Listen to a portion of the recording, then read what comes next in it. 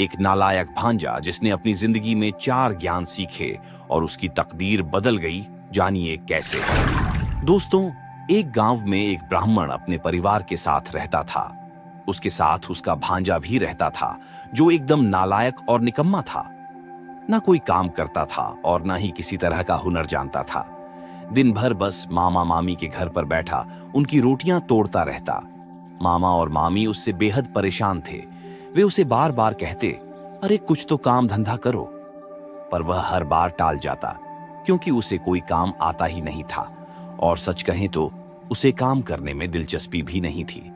मामा मामी ने सोचा कि शायद शादी के बाद उसको उसकी जिम्मेदारी का एहसास हो जाए और वह खुद कुछ काम धंधा करने लगे। यही सोचकर उन्होंने उसकी शादी कर दी और दोनों के रहने का भी अलग इंतजाम कर दिया। शादी के बाद पत्नी अपने साथ कुछ दहेज लेकर आई थी, जिससे शुरुआत में घर का खर्चा ठीक से चल रहा था। लेकिन जैसे धीरे धीरे बूंद बूंद कर घड़ा भरता है, वैसे ही धीरे धीरे सब खत्म भी हो गया। कुछ ही समय में घर का सारा सामान खत्म हो गया और हाथ तंग होने लगा।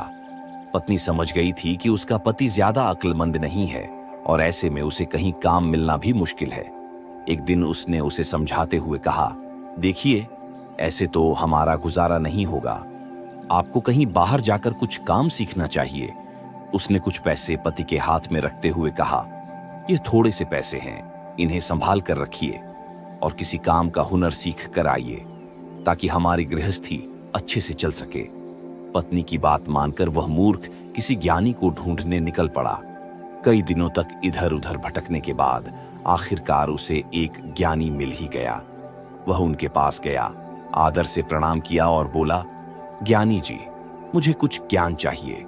मैं बहुत मुसीबत में हूं, कोई रास्ता दिखाइए। ज्ञानी ने उसकी बात सुनी और बोले, बिना ज्ञान के तो जीवन में तकलीफें आती ही हैं। मैं तुम्हें ज्ञान दे सकता हूं, पर मैं अपना ज्ञान मुफ्त में नहीं देता। मूर्ख ने थोड़ा हिचकिचाते हुए पूछा, तो फिर आप अपने ज्ञान का क्या दाम लेंगे? ज्ञानी ने जवाब दिया, एक ज्ञान के लिए 1 टका लूंगा। उसके पास कुल 4 टके बचे थे। उसने वे चारों टके ज्ञानी को दे दिए। टक्के लेते ही ज्ञानी ने कुछ पल ध्यान किया और फिर गंभीर स्वर में बोले, सुनो, जो ज्ञान मैं देने जा रहा हूं उसे अच्छे से याद कर लो। पहला ज्ञान यह है कि यदि 5 लोग किसी बात को सच कहे तो उसे सच मान लेना चाहिए। दूसरा ज्ञान यह है कि अगर कहीं से धन मिल जाए तो उसके बारे में किसी को भी नहीं बताना चाहिए। तीसरा ज्ञान यह है कि कभी अपनी पत्नी को सच मत बताना।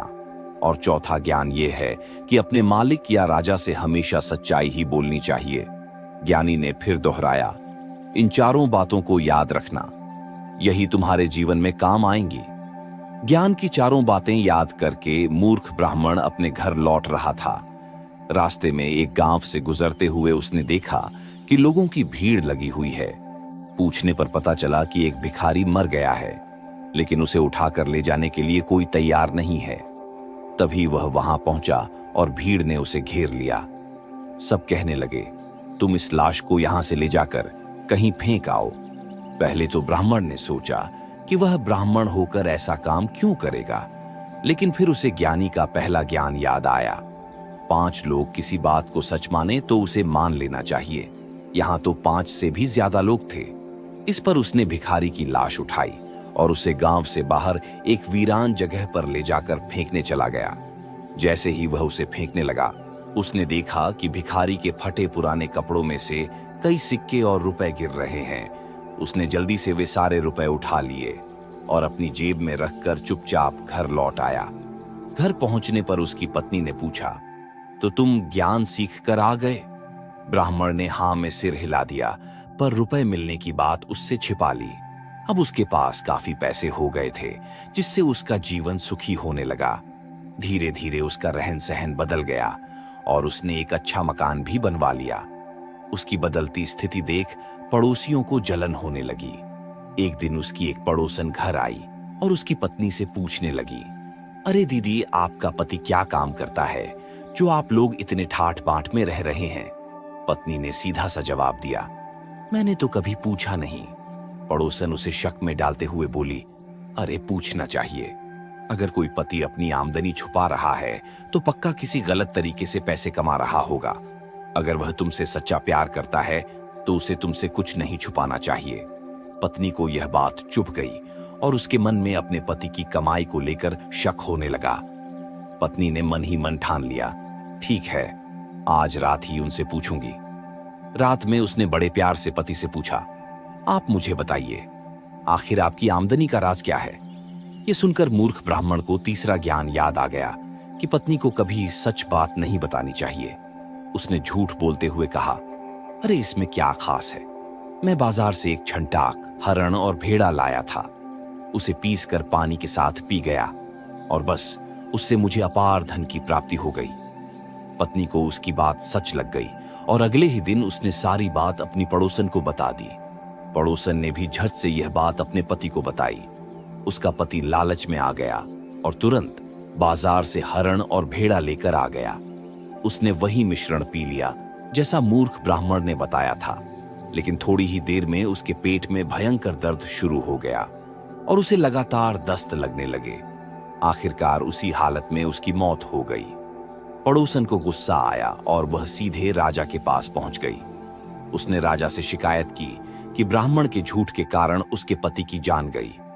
राजा ने मूर्ख ब्राह्मण को दरबार में बुलवाया और सारा मामला पूछा। राजा के सामने ब्राह्मण को ज्ञानी का चौथा ज्ञान याद आया कि अपने स्वामी या राजा से हमेशा सच्चाई ही बोलनी चाहिए। उसने राजा को सारा सच बता दिया, कैसे उसने ज्ञानी से 4 टके में 4 ज्ञान खरीदे और पत्नी को झूठ बोला था। राजा उसकी सच्चाई और ईमानदारी से प्रभावित हुआ। उसने कहा, तुम्हारी सच्चाई और बुद्धिमानी से मैं प्रसन्न हूं। राजा ने उसे ढेर सारा धन देकर सम्मान के साथ विदा किया। दोस्तों, आज की कहानी ने हमें एक गहरे सत्य से अवगत कराया कि कभी-कभी जीवन में झूठ भी हमें सही दिशा में ले जा सकता है, लेकिन अंत में सच्चाई ही हमेशा जीतती है। चाहे कितनी भी मुश्किलें क्यों ना आए, हमें अपने विवेक का पालन करना चाहिए और अपने फैसलों को सोच समझ कर लेना चाहिए। तो अब आप क्या सोचते हैं? क्या सच में हमें हमेशा सच्चाई बोलनी चाहिए या कभी-कभी झूठ बोलना सही होता है? अपनी राय कमेंट्स में हमें जरूर बताएं। अगर आपको हमारी यह कहानी पसंद आई हो तो कृपया वीडियो को लाइक करें, अपने विचार कमेंट में शेयर करें और हमारे चैनल को सब्सक्राइब करना ना भूलें। याद रखें, सच्चाई और झूठ के बीच का संतुलन ही हमें सही रास्ता दिखाता है।